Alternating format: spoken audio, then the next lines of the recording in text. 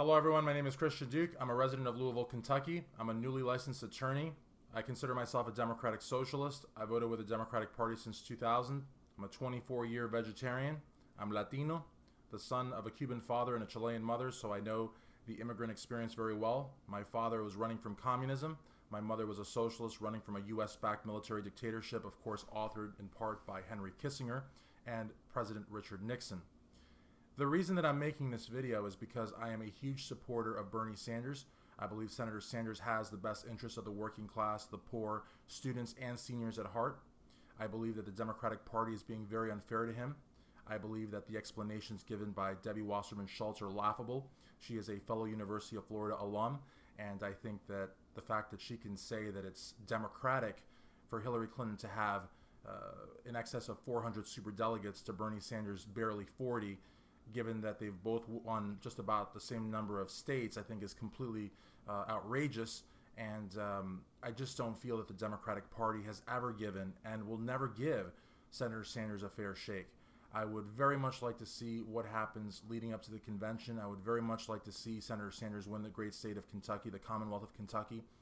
But I would very much like for the senator and his beautiful wife Jane and his campaign to seriously consider a third-party race. Simply because I don't feel that we've ever had a shot with the Democratic Party. I don't think that an independent caucusing with the Democratic Party ever will have a fair shot. I think that the Clintons are guilty of numerous acts of, voter fraud, vote suppression, misinformation, campaign finance reform violations. Even the Koch brothers are now saying that it's possible to support Hillary Clinton, that she may in fact be better than anything the GOP has. So up until now, we've heard a lot of rhetoric from Secretary Clinton saying that, she's against Wall Street and that she's going to put them in check and she's going to put the big banks in check. And yet, she's getting more than $250,000 for speeches to Goldman Sachs. And the Koch brothers are actually thinking about endorsing her instead of Donald Trump. So I think that the proof is in the pudding. I think that words are cheap and actions count for far more. So if you have the Koch brothers and Goldman Sachs and all these other people lining up to donate to Hillary, and you have Hillary Clinton calling Henry Kissinger, who for all intents and purposes is a war criminal, one of her main inspirations, then I think then the writing is on the wall. I don't think someone like Howard Dean, who was once a great progressive who's turned healthcare lobbyist, who can look at 86.1% of Vermont Democrats who voted for Bernie Sanders and yet cast a vote as a superdelegate for Hillary Clinton. I don't think these people will ever come around. I don't think these people will ever support Senator Sanders. If the FBI and the Department of Justice grew a pair and actually indicted Hillary Clinton, which will never happen because the FBI without J. Edgar Hoover, we know historically, is a limp type bureaucratic at best investigative agency. It does basically whatever the president says. It would never dare cross, the president or the vice president or secretary of state or basically anything upper level executive branch apparatus. It would never dare cross them. When J. Edgar Hoover used to run the show and used to have presidents eating out of his hands, today's FBI is a shell of what it once was, and they would never dare indict Hillary Clinton, and the DOJ would never.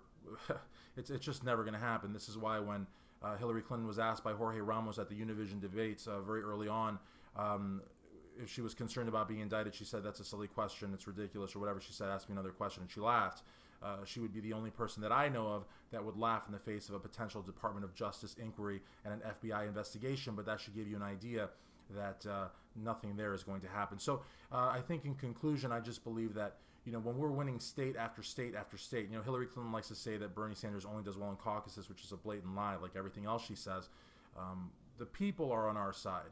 And if you took those superdelegates out of the equation, the race would be a lot more fair. And, if the press stopped releasing the numbers with the superdelegates, the election would be a lot more fair. When you're looking at a 1,900 to 1,100 race, a lot of people are saying, well, let's just unite the party. Let's get behind the front runner.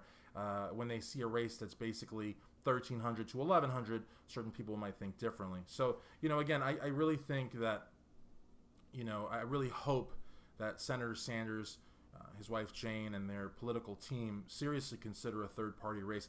I don't know that we would win, but I certainly know that the people of this country would actually be in the driver's seat of a presidential campaign for the first time in a long time. And even if Trump wins, I mean, let's not kid ourselves, okay? Hillary Clinton would be worse than Donald Trump.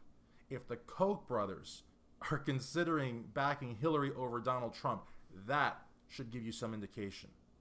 So I personally don't care if Donald Trump gets elected, if it means that I can support and vote for Bernie Sanders for President of the United States of America, because I think it would be necessary in order for us, the working class, the working poor, students, and seniors, to break away from a bureaucratic, despotic party that is the Democratic Party.